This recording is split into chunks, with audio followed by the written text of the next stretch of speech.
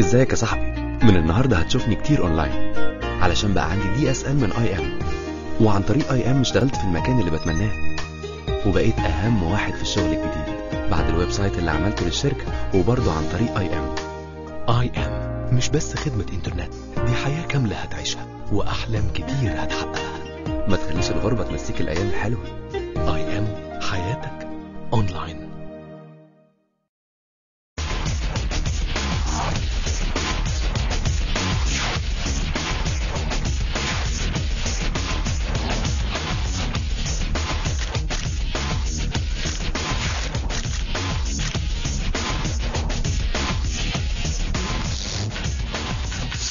مشاهدينا في كل مكان، مساء الخير واهلا بكم ونشرة فنية جديدة وفن اونلاين.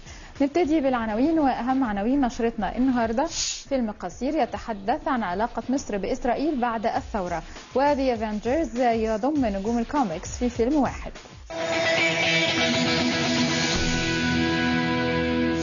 بعيدا عن مهامه كنقيب الموسيقيين، يبدأ الفنان إيمان البحر درويش هذا الأسبوع تصوير مشاهده في مسلسل أهل الهوى، واللي بيجسد من خلاله شخصية جده الراحل سيد درويش.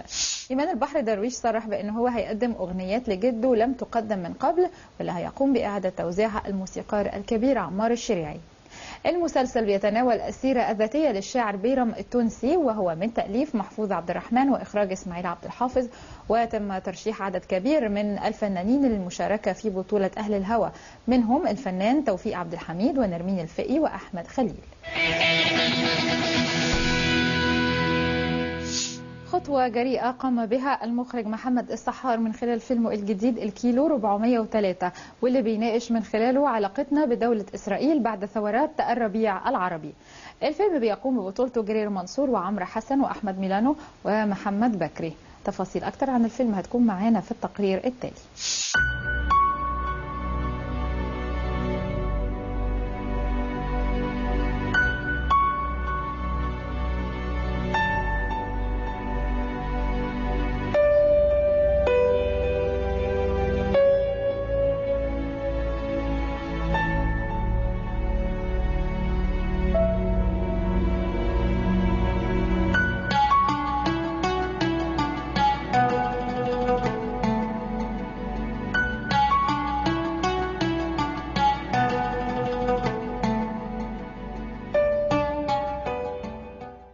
كيلو 403 ده اسم الفيلم بتاعنا السنة دي. هو كيلو 403 اللي هي الحدود بين مصر وغزة.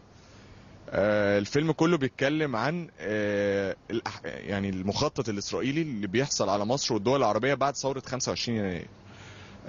في الفيلم ده برضو بنشوف إسرائيل بتعمل إيه وبتخطط لإيه علشان تقدر تسيطر على المنطقة، ويمكن على مصر بشكل أخص. وبنتكلم برضو او بنركز على موضوع الانقسامات اللي بتحصل في مصر. الفيلم عبارة عن ان بيبقى في رئيس بنتخيله بيجي بعد ثورة 25 يناير، رئيس المثالي، يعني اقرب رئيس مثالي تخيلناه. الرئيس ده بيبقى ضد مصالح اسرائيل، فبتيجي بعد كده اسرائيل بتتفق مع نائب الرئيس في مصر على ان هم يختالوا الرئيس علشان هو ضد مصالحهم، بس بيختلوه طبعا. وفي نفس الوقت اللي هو انا ومحمد بكري الممثل بنحاول بنجسد شخصية، يعني الشعب، او احنا بنبقى اسقاط للشعب اللي بيثور لما بيشوف الاحداث دي بتحصل. بس فطبعا اسرائيل لما بتتفق مع النائب المصري ان هم بيحاولوا يقضوا على الاخوان والسلفيين والمسيحيين وكل الطوائف الموجودة في مصر اللي بتصور ضد مصالح اسرائيل. بس فبيبداوا بقى ان هم يسيطروا على الثوار اللي هو انا ومحمد بكري وغيرنا. الكيلو 403 هو حالة كلنا بنمر بيها في الفترة الحالية دي. احنا بدأنا نكتب في الفيلم لأننا بصينا للثورة، منه اللي كان ثورجي والمش ثورجي، بص على أحوال مصر، ابتدينا نشوف الدنيا فيها ايه، واحنا بطبيعتنا بنحب نجاري الأحداث اللي موجودة في مصر. زي فيلم مش مهم العنوان، قلنا نعمل كيلو 403 ونجاري الأحداث اللي موجودة دلوقتي بعد الثورة. احنا كمجموعة من الشباب وكمجموعة من الممثلين الموجودين في الفيلم الكبار والشباب، حبينا ان احنا نتخيل اللي ممكن يبقى موجود في مصر الفترة اللي جاية، من رئيس ذو كاريزما قوية جدا، من شباب خوفهم على الوطن.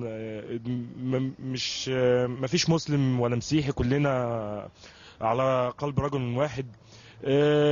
حاولنا ان احنا نلمح ان في فساد موجود في مصر، وده كان بيتلخص في النائب اللي كان موجود تحت الشخصيه اللي هو رئيس الجمهوريه، اللي هو كان كاريزما. انا كنت واحد من الابطال. كنت انا واحمد ميلانو المفروض في الفيلم، كان اسمه مينا. كنا بنجسد دور الشعب. كنا في الاول يعني انا طالع في دور سياسي شويه، وكنت بحاول اجر مينا في السياسه ان احنا عشان نقول كلمه الحق. وطبعا في الاول احنا كنا بنقول كلمه الحق لان ما كانش ينفع ان احنا نسكت على الحق. طبعا بنشوف بعد كده في الفيلم ازاي اللي بيقول كلمه الحق بيعرفوا يسكتوه، بيتسجن ازاي، بيتعذب ازاي. بنشوف احداث مؤثره قوي. فيلم كيلو 403 فعلا قبل ما يتعمل فيلم قصير كان معروض علينا ان احنا نعمله فيلم طويل، لكن احنا رفضنا لان احنا حسينا ان هيبقى علينا، يعني الجهه المنتجه كانت فرض علينا شروط صعبه جدا وشروط تعجيزيه، فاحنا فضلنا ان احنا ننتجه بنفسنا، لان اما انت تبقى حاجه انت حاببها ما فيش حد يأيدك بالعمل اللي انت هتعمله. فان شاء الله الفتره الجايه ان شاء الله مطروح ان احنا نعمل فيلم زي كيلو 403 بس على انتاج بقى كبير. في جهه انتاجيه ان شاء الله ممكن تنتج العمل ده، بس مش هيبقى نفس المواصفات الموجوده في كيلو 403. لا، هيحصل فيه بقى تطورات، هيحصل فيه دراما اكتر، امكانيات هتفرق، امكانيات الماديه هتفرق كتير قوي.